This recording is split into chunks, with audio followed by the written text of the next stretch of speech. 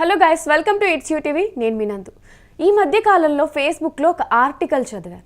దాంపత్యం దారి తప్పకుండా ఉండాలంటే ఎలా అని చెప్పి. అంటే మనం ఎక్కువ చూస్తూ ఉన్నాము, ఎక్కువ డివోర్స్ కేసెస్, బ్రేకప్లు, సూసైడ్లు ఎక్కడ చూసినా ఇవే కనిపిస్తున్నాయి. అసలు ఏదైనా రిలేషన్షిప్ బ్రేక్ అవ్వకుండా ఉండాలంటే ఏం చేయాలి, అసలు ఎలా ఉండాలి, మన చుట్టూ ఉన్న సమాజం దాని మీద ఎలా ఎఫెక్ట్ చూపిస్తుంది, దీని గురించి చాలా చక్కగా అద్భుతంగా రాశారు సుధాకర్ రెడ్డి గారు. ఈయన సీనియర్ సైకాలజిస్ట్. మరి సార్ మనతో జాయిన్ అవ్వబోతున్నారు. దీనికి సంబంధించిన పూర్తి డీటెయిల్స్ సార్తో మాట్లాడి తెలుసుకుందాం. నమస్తే సుధాకర్ గారు. నమస్తే మేడం. సార్, మీరు రాసిన ఆర్టికల్ నేను చదివాను. ఎన్నో లక్షల మంది లైకులు కొట్టారు, ఎంతో మంది వేల మంది షేర్లు చేశారు. సార్, ఇప్పుడున్న జనరేషన్లో ఈ మధ్య కాలంలో మనం చాలా ఎక్కువగా చూస్తున్నాం సార్. ఈ డివోర్స్ కానివ్వండి, ఈ విడిపోవడాలు కానివ్వండి, ఏదైనా పెళ్ళి అన్న రిలేషన్ అన్న ఎక్కువ బ్రేకప్లే కనిపిస్తున్నాయి. దీని గురించి సార్ మీరు ఏం చెప్తారు సార్? మేడం, ఒక విధంగా భారతీయులు అదృష్టవంతులు. ఎందుకంటున్నానంటే ఇట్లాంటి బ్రేకప్లన్నీ మన దేశంలో 1% మాత్రమే ఉంది. 1% బ్రేకప్లకే మీరు ఇంత బాధపడుతుంటే అమెరికాలో 52% బ్రేకప్లు ఉన్నాయి. పెళ్ళైన వాళ్ళకి ఎన్ని రోజులు భర్త లేదా భార్య ఉంటారో తెలీదు. అందుకనే వాళ్ళు మదర్స్ డే, ఫాదర్స్ డే చేసి తను ఇంతకు ముందు మీ నాన్న లేదా మీ మదర్ అని చెప్పుకోవాల్సిన దుస్థితి ఆ దేశాల్లో ఉంది. ఇది విమర్శించడానికి కాదని, కానీ భారతదేశంలో వివాహ వ్యవస్థ చాలా పటిష్టమైంది. అన్ని వ్యవస్థల కంటే వివాహ వ్యవస్థ చాలా పటిష్టంగా ఉంది. చూడండి, మనం చాలా పకడ్బందీగా చేసిన అగ్రిమెంట్లని కాదని చెప్పి మోసం చేసే వాళ్ళు ఉంటారు, లేదా రిజిస్ట్రేషన్ చేసిన భూములను కూడా కబ్జా చేసే వాళ్ళు ఉంటారు, అంటే చట్టాలను అతిక్రమించే వాళ్ళు ఉంటారు. అలా కాకుండా నలుగురి మధ్యలో ఓ భర్త కట్టిన తాళిని పవిత్రంగా భావించే భార్య, ఆ భార్యను జీవిత కాలం చనిపోయేంత వరకు బాధ్యతగా చూసుకోవాలి. ఆమెని తనకు సర్వంగా భావించి ఆమెకి చేదోడు వాదోడుగా ఉండాలనుకునే భర్త ఎంత అద్భుతం అండి. అక్కడ ఏమైనా ఉన్నాయా? అగ్రిమెంట్లు ఉన్నాయా? చట్టాలు ఏమీ లేవండి. అంటే ఒక్కొక్క చోట ఒక్కొక్క విధంగా పెళ్లి ఒకరు తాళి కట్టచ్చు, ఒకరు దండలు మార్చుకోవచ్చు, ఇంకొకటి చేయొచ్చు. రకరకాల పద్ధతులు ఉన్నాయి. ఎన్నున్నా కూడా ఈ పవిత్రమైన బంధానికి విపరీతమైన విలువ ఇస్తామని. దీనికి కారణం భారతదేశంలో, పాకిస్తాన్ లో కూడా బాగానే ఉంటారు, అక్కడ కూడా బ్రేకప్లు తక్కువే. అంటే పాకిస్తాన్ అయినా భారతదేశం అయినా మనకి పూర్వంలో ఉన్న మన రామాయణం, మహాభారతం ఇలాంటి పురాణాలు లేకపోతే ఇతిహాసాల్లో ఉన్న కథలు లేదా వాళ్ళ చరిత్రలు మనల్ని ప్రభావితం చేస్తున్నాయి. అయితే దురదృష్టవశాత్తు ఆధునిక సమాజంలో ఇప్పుడిప్పుడే ఈ దుష్ట నీతి కాళ్ళు ఉనుకుంటుందండి, వేళ్ళు ఉనుకుంటుంది. ఇప్పుడు బాగా మేము చదువుకున్నాం అనుకునే వాళ్ళని ఎందుకు అంటున్నానంటే, వాళ్ళు అనుకుంటుంటారు నేను పోస్ట్ గ్రాడ్యుయేట్, నేను పిహెచ్డి అని. వివేకము లేకుండా, సామాజిక స్పృహ లేకుండా, చైతన్యం లేకుండా, జాగృతి లేకుండా, లక్ష్యాలు లేకుండా, నైపుణ్యాలు లేకుండా సమాజంలో బ్రతుకుతున్న వాళ్ళని చదువుకున్న వాళ్ళని ఎలా అనుకుంటామండి? నేను చాలా చెప్తుంటా, అంటే నా దగ్గరికి వచ్చేదో చెప్తా, నేను కూడా పీజీని ఏమని. సరే, మంచిదే. ఒక 4 రోజుల క్రితం కూడా నేనేదో బ్యాంక్ లో ఉంటే ఒక ఆమె నేను ఎంటెక్ సార్ చెప్పింది, ఏదో మాట్లాడుతుంటే, థ్యాంక్స్ అమ్మా అన్న. మీరెవరు ఏమంటే, చిన్న సైకాలజిస్ట్ అమ్మా, నాకు 12 డిగ్రీలు ఉన్నాయి, ఒక 6 పీజీలు, 6 పీజీ డిప్లొమా. అవునా అని. అంటే ఆమె ఏమనుకున్నా అంటే, నేను ఒకటి చదివేశాను కాబట్టి నాకు మించిన మేధావి లేదని ఏదో ఆర్గ్యూ చేస్తుంది. కానీ మనం వాళ్ళేం చెప్పకూడదు, వాళ్ళు హర్ట్ అవుతారని. ఇది ఎందుకంటున్నానంటే, ఈ వివాహ వ్యవస్థల్లో భార్యాభర్తల దాంపత్య జీవితంలో కూడా ఈ ఆధునికత వేలు పెడతా ఉంది.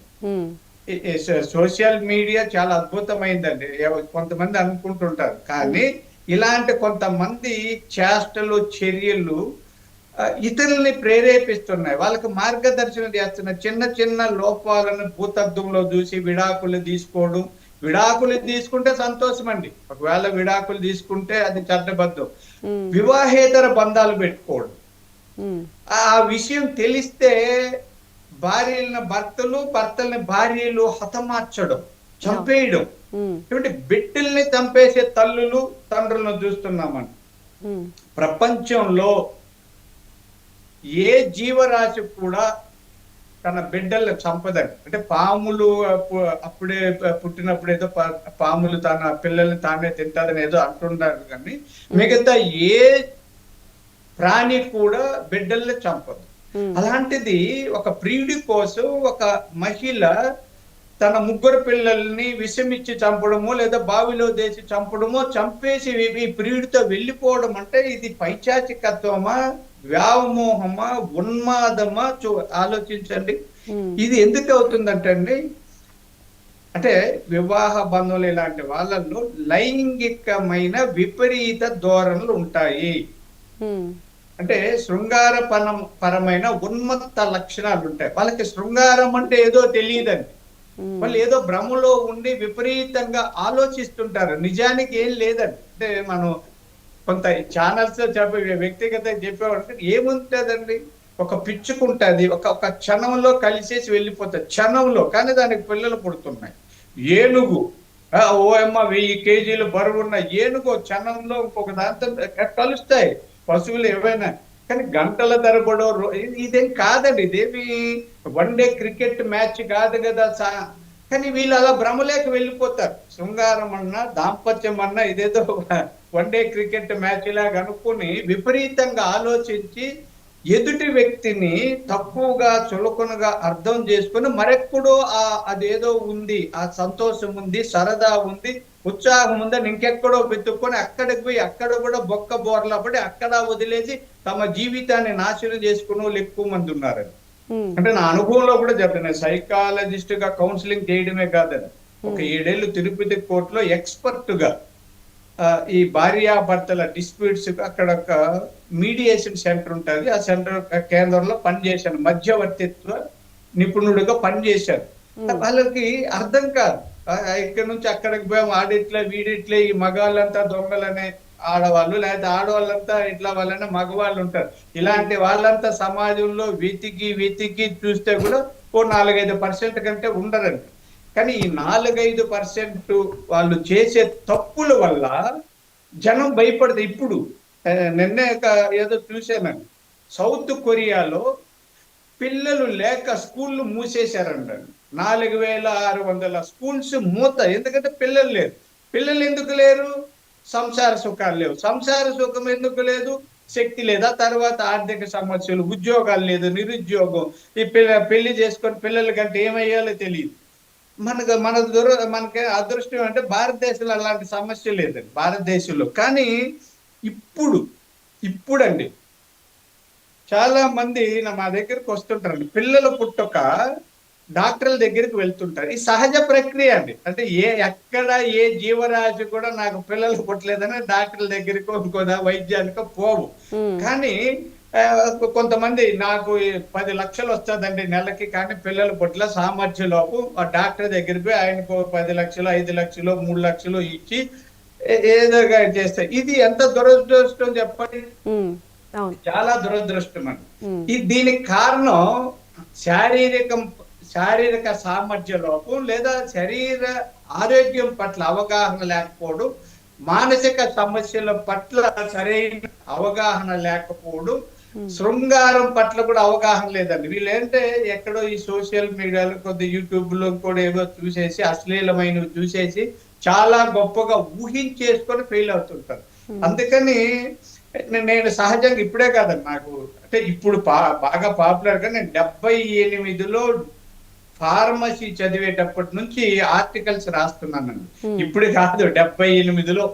అప్పుడు కూడా నిన్న ఎవరో నవ్వుకున్నా, ఈ ఆలయాల మీద బూతు బొమ్మల మీద మొన్న ఒక ఆర్టికల్ రాస్తే బాగా ఉంచారండి. ఆ ఆర్టికల్ ఇప్పటికంటే బాగా 78లో రాశాను. మా గోవిందరాజస్వామి గుడిలో బూతు బొమ్మలన్నీ కనిపిస్తాయి. నాకు ఒక ఫ్రెండ్ ఉండేవాడు, మా ఊరు అబ్బాయి, అతను శిల్పకళా నిపుణుడు. ఎందుకు ఇలా బూతు బొమ్మలు అన్ని ఉన్నాయి మహేంద్ర అని అడిగారు. అబ్బాయి నాకు చెప్పాడు, ఆలయ సంస్కృతిలో ధర్మంలో ఆ రోజుల్లో సెక్స్ ఎడ్యుకేషన్ లేదు మనకి ఇప్పుడు ఉన్నట్లుగా. అందుకని ఆలయాల్లో అన్ని రకాల అభిప్రాయాలు, జ్ఞానము, వికాసము పెంపొందించే విధంగా శిల్పాల రూపంలో మనిషికి జ్ఞానోపదేశం చేసేవాళ్ళు. అంటే మీకు ఎందుకు చెప్తారు, అలా తెలుసుకునే వాళ్ళు. ఆ రోజుల్లో అక్షర జ్ఞానం లేని వాళ్ళు కూడా రాళ్లను చూసి, బొమ్మలను చూసి జ్ఞానం పొంది పిల్లలకు అంటున్నారు. ఆ రోజుల్లో మీకు అంటే మీరు పిల్లవాళ్ళు, మా చిన్నప్పుడైతే గుళ్ళు గోపురాలు తిరిగేవాళ్ళు పిల్లల కోసం. అప్పుడు ఉన్న సమస్యలు వేరు, ఇప్పుడున్న సమస్యలు ఏమంటే మానసిక ఒత్తిళ్లు పెరిగిపోవడం, విపరీత స్వభావాలు పెరగడం, శారీరక సామర్థ్యాలు బాగా తగ్గిపోవడం. శారీరకంగా బరువు ఉన్నారండి, ఒక్కొక్కడు 70, 80, 90 కేజీలు ఉంటారు. కానీ పాపం సంసారాలకు అంటే సామర్థ్యం లేని ఇలాంటి దశలో ఎందుకు దారి తప్పుతున్నారన్న బాధ వేసి ఒక ఆర్టికల్ రాశాను. నిజంగా నాకే ఆశ్చర్యం అండి. నేను సీనియర్ జర్నలిస్ట్, ఇప్పుడు కూడా కాలమిస్టుని. ఒక ఆర్టికల్ 2-3 రోజుల్లో 15 లక్షల మంది చదివారండి. 15 లక్షలు. అంటే దారి తప్పకూడదు, అంటే దాంపత్యం దారి తప్పకూడదు అన్న ఒక వ్యాసాన్ని రాస్తే 15 లక్షల మంది చదివారంటే నేనే ఆశ్చర్యపోయానండి. అంటే సమాజంలో ఎంత నీట్ ఉందని. అంటే నా ఆర్టికల్ గొప్పని కాదండి, ఎవరైనా రాస్తారు, నేను కాకపోతే ఏ సైకాలజిస్ట్, మామూలు జర్నలిస్టులు కూడా ఆర్టికల్స్ రాయగలరు డేటా కలెక్ట్ చేసుకొని. కానీ సమాజంలో ఇప్పుడు ఎంత ఆతృతగా ఎదురు చూస్తున్నారు. దాంపత్య జీవితం, వివాహ వ్యవస్థ, పిల్లలు, సంసారము, ఇవి సఖ్యత చెడిపోతే ఎలా బాధపడుతున్నారు, వీటిని సరిదిద్దుకోవడము, సమన్వయపరుచుకోవడము ఎలా అన్న ఆలోచన ఉందండి. అది నాకు చాలా సంతోషపడినాను. అప్పటి నుంచి కొద్దిగా ఇప్పుడు ఈ మీద ఫోకస్ చేస్తున్నాను. ఇంతకు ముందు నేను ఏదో చేసేవాడిని, కానీ ఇప్పుడు సమాజానికి ఇలాంటివి అవసరము. ఒకప్పుడు అండి మీకు చెప్తాను, మీరు చిన్న పిల్లలు మీకు తెలుసో తెలుదు, మేము యువకులుగా ఉన్న రోజుల్లో శృంగార సాహిత్యం కోసం డాక్టర్ సమరం గారు ఇంకెవరో రాసేటివి చదివే వాళ్ళం. ఇప్పుడు అది విచ్చలవిడి అయిపోయింది. ఇప్పుడైతే ఎంత టెక్నాలజీ ఉందండి, ఎంత సాంకేతిక ప్రగతి ఉంది. మనం ఆర్టిఫిషియల్ ఇంటెలిజెన్స్ లో కూడా ఒక ప్రశ్న మనం టైప్ చేసి, నాకు ఈ సమస్య ఉంది, దీనికి మార్గాలు చెప్పంటే ఒక్క క్షణంలో, నేను 6 నిమిషంలో మొత్తం టక వస్తుంది. ఇంత జ్ఞానం తెలుసుకునే అవకాశం ఉండి ఈ సాంకేతిక ప్రగతి ఉన్నప్పుడు భార్యాభర్తలు విడిపోవడం, కొట్టుకోవడం, పిల్లల చంపడం, మరొకరి మోజులో పడడం, ఇంకొకరి మోజులో పడడం, విపరీతంగా విశృంఖలంగా ప్రయత్నం చేయడం ఎంత పొరపాటండి. ఏమంతా జీవితంలో ఈ భర్త ఆ భర్త లేదు, లేదు ఆ భార్యగా ఈ భార్యగా ఎంత ఉంటుందండి చిన్న జీవితం. మీకు చాలా మంది తెలియదు, కానీ మేమంతా అప్పుడే అయిపోయిందా, నాకు 70 ఏళ్ళు దగ్గర పడుతున్నాయి. అరే మొన్న అయిపోయిందా, ఇంకెన్నో ఒక 5 ఏళ్ళ 10 ఏళ్ళ గ్రేస్ పీరియడ్ లో ఉన్నాం. ఈ చిన్న జీవితంలో ఇంత విపరీతంగా సుఖం లేకుండా, సంతోషం లేకుండా, నిరంతరము వెంపర్లాట, ఎక్కడో వెతుక్కొని సుఖాల కోసం ఇలా పాడుపడడం ఎందుకనేది నా ఉద్దేశం. అందుకని ఇప్పుడు యువతకండి, ఇప్పుడు యువతకి ముందు మీకు జీతాలు ఎంతన్నారని, ఎన్ని డాలర్లని, అమెరికాలో చేస్తున్నామా, లండన్కి వెళ్తున్నామా, ఇక్కడ ఇంట్లో ఉండి పని చేసుకుంటున్నామా, నాకు ఇన్ని కోట్ల లక్షల కాదని. మీ శరీరం ఎంత సమర్థవంతంగా ఉందో ఆలోచించారు. మీరు శారీరకంగా ఎంత బలిష్టంగా ఉన్నారు, బరువు కాదండి, ఎంత బలిష్టంగా ఉన్నారు, ఎంత సమర్థవంతంగా ఉన్నారు. మీ మానసిక ఔన్నత్యం ఎలా ఉంది, ఎంత దృఢంగా ఉన్నారు. మీ మానవ సంబంధాలు, కుటుంబ సంబంధాలు, దాంపత్య సంబంధాలు, స్నేహ సంబంధాలు ఎంత పటిష్టంగా ఉన్నాయి ఆలోచించండి. ఇవి ఆలోచించకుండా, సమాజం అంటే అర్థం కాకుండా, డాలర్ల మీద మోజులో ఇదే అనుకును ఈ ఫాస్ట్ ఫుడ్స్ లో చాలా మంది అంటుంటారు, ఇంట్లో తినరండి, ఎక్కడ పెద్ద ఏదో తిని ఆరోగ్యాలు పాడు చేసుకొని అవస్థలు పడుతూ. నాకు బాధేస్తుందండి, బాధేస్తుంది. నాకు చిన్నప్పుడు, ఇది మీరు కటువుగా అనుకోకండి, పశువులు కట్టుబడికి వచ్చినప్పుడు, ఎదకొచ్చినప్పుడు, గేదెలైతే దున్నపోతుల్ని, ఆవులైతే కోడల్ని పట్టుకొచ్చే వాళ్ళము. నేను కొంత 10th అట్లా వచ్చినప్పటికీ వెటర్నరీ హాస్పిటల్ వచ్చాయి. డాక్టర్లు వచ్చిన తర్వాత మా ఆవో లేదా గేదో ఎదకొస్తే డాక్టర్ దగ్గర పోయి సూదేసుకొస్తే వాళ్ళు అంటే ఇంజెక్షన్ వేసి అమ్మాయి అప్పుడు ఈ దున్నపోతులు కోడదోళ్ళ అవసరం లేదనే పరిస్థితి వచ్చింది. రాబోయే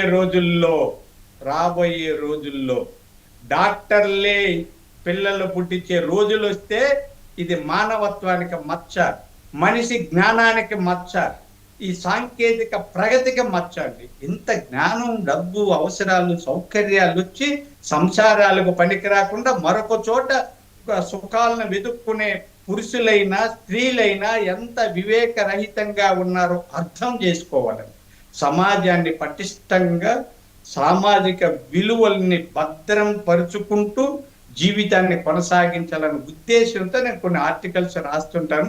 కొంతమంది విమర్శలు చేసే వాళ్ళు ఉంటే కూడా నేను చెప్పాను కదా, నన్ను తిడితే కూడా చాలా మంది బూతులు కూడా తిడుతుంటారు నన్ను.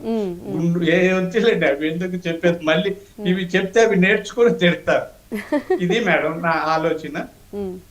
చాలా అద్భుతంగా చక్కగా వివరించారు సార్. అంటే ప్రీవియస్ ఉన్న ఉమ్మడి కుటుంబాల్లో అప్పుడు ఇంత డివోర్స్ కేసులు లేకపోయినా ఈ మధ్య కాలంలో దీనివల్ల ఈ జాబులు చేసేవాళ్ళు, ఈ ఫ్రస్ట్రేట్ అవ్వడాలు, ఈ సూసైడ్లు చేసుకోవడాలు చాలా ఎక్కువైపోయాయి. దానికి సంబంధించి ఎక్కువ అవగాహన, అంటే ఒక ప్రాబ్లం వచ్చినప్పుడు ఎలా సాల్వ్ చేసుకోవాలి, ఎలా బిహేవ్ చేయాలని చెప్పేవాళ్ళు కూడా చాలా తక్కువ మంది ఉన్నారు. సో ఇటువంటి టైంలో మీలాంటి వాళ్ళు వీటి గురించి ఎక్స్ప్లెయిన్ చేయడము, ఈ ఆర్టికల్స్ రాయడము, ఇదంతా ఒక నాలెడ్జ్ని షేర్ చేస్తున్నట్టే భావిస్తున్నాం సార్ మేమందరం కూడా. Thank you madam. సార్ ఇలాంటి ఆర్టికల్స్ మీరు ఎన్నో రాయాలి, ఇలాంటి అవేర్నెస్ వీడియోస్ మరిన్ని చేయాలి అని చెప్పి నేను హార్ట్ఫుల్గా కోరుకుంటున్నాను. Thank you so much for the joining sir. Right, నమస్తే మేడం.